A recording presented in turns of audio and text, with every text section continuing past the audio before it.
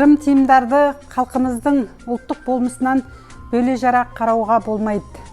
Халқымыздың ғасырлар бойы жалғасып келе жатқан ырым тиымдар тізбегі ол қазақ халқының өмірінен, ғұрып әдеттерінен, салт дәстүрінен және тұрмыс тіршілігінен кеңінен көрініс береді. Осы арқылы жастарды ырым тиымдар арқылы тәрбиелеп және жат әдеттерден сақтандырып, жақсы әдеттерге баулып отырған. Этнографтардың айтуына қарағанда, ырым тиымдарды біле тұрып, ұстанбасаңыз, сақтанбасаңыз, өкініп қалуыңыз әбден мүмкін. Ырым тиымдардың көптеген бағыттары шариғатта да насихатталады. Мысалы, қазақ халқында жақсы сөзі жарым ырыс деген асыл сөз бар. Біреуге жақсы сөз айтып, жақсы тілек білдірген кезіңізде аумин айтқаның келсін деп осындай ізгі тілектерді айтып жатады. Міне осындай нағыз көңілден шыққан ақ тілектер ол ешқандай қайшылық жасамайды. Үйге кіріп келе жатқан бала құлап қалса, онда үйге береке келеді, ырыс келеді деп ырымдайды. Және бала тілін шығарса, жақсы хабар аламыз десе, және де бала байқаусызда табаққа аяғын салып алса, тоқшылық болады деп ырымдайды.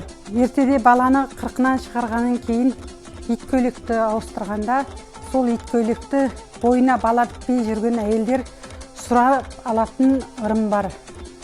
Алайда баланың анасы ол ит көйлекті бүтіндей бермей, бір бөлігін жыртып берген.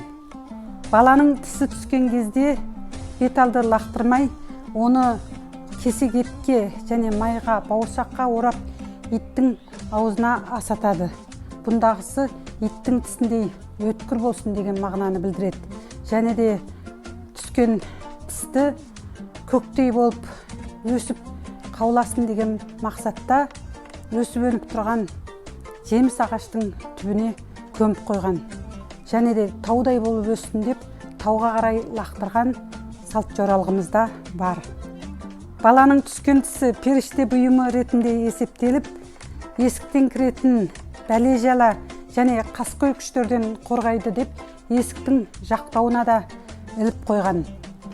Және де баланың жолдасын да қазақ халқы албаты тастамай, екі асып қосып, кигіз үйдің табалдырығының астына көмген. Ондағысы асық ойнаған бала ұрпақ жалғасын деген мағынаны білдіреді. Ертеде ырымшыл кемпірлер кіндік кесу рәсімі өткеннен кейін кіндіктің бір бөлімін кесіп, етке қуырып, бала көтермей жүрген әйелдерге жегізетін болған. Бұндағысы да бала көтерсін деген ырымды меңзейді. Қазақ халқында ырымшыл кемпірлер кіндік кесу рәсімінен кейін кіндіктің бір бөлігін әдейі етке қуырып, бала көтермей жүрген әйелдерге жегізген. Бұл бала көтерсін деген мағынаны меңзесе, және де ене келін түсірген кезде ұлды немерелі болайын деп, жаңа сойылған малдың етін, ұлтабарын әдейі келінге жегізген. Адамның құлағы шыңылдаса, екі түрлі ырымға жатқызады. Егер сол құлағы шырылдаса, жайсыз хабар естимін десе, ал оң құлағы шырылдаса, ол жақсы хабар естимін деп жориды.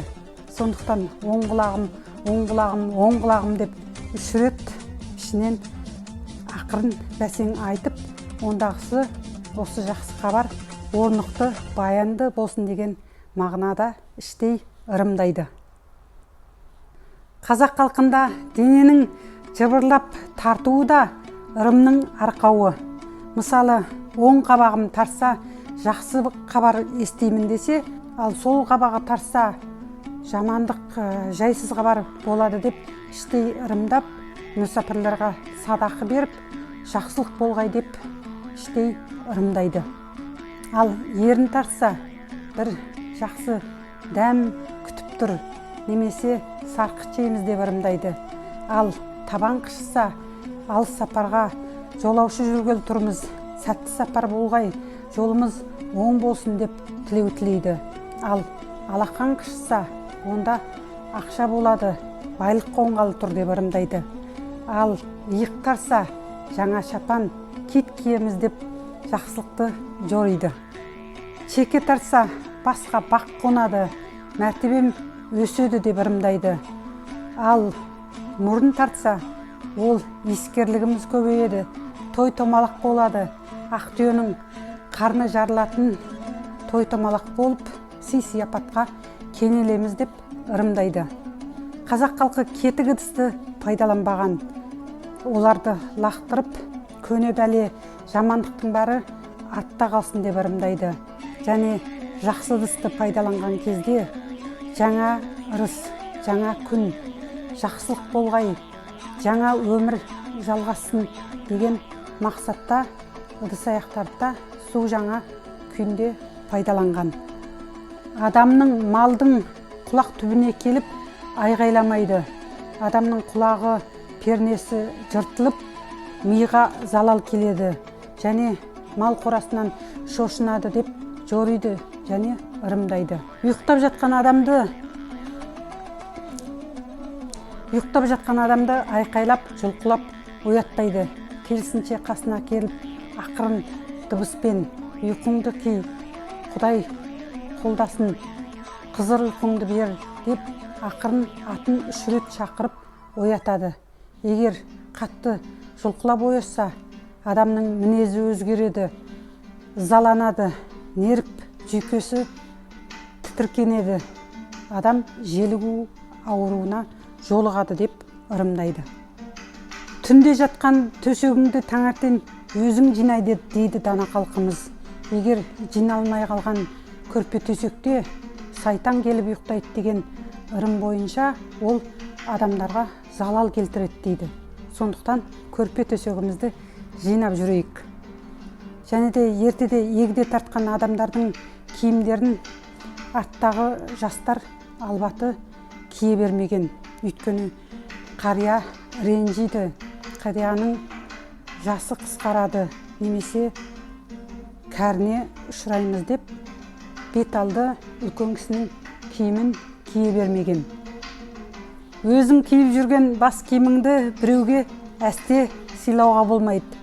Егер сыйласа, соры қайнайды, басы кемейді, және де адамның бас ауруы жұғады деген наным сенім және де халық ішінде кең таралған. Дәстүрін дәріптеп, салтын сақтаған қазақ халқы осы ырым тиымдары арқылы өскелең ұрпақты тәрбиелеп отырған. Ырым тиымдардың пайдасы ұшан теңіз. Дәстүрін дәріптеп, салтын сақтаған қазақ халқы ырым тиымдары арқылы өскелең ұрпақты тәрбиелеп отырған. Ырым тиымдардың пайдасы ұшан теңіз.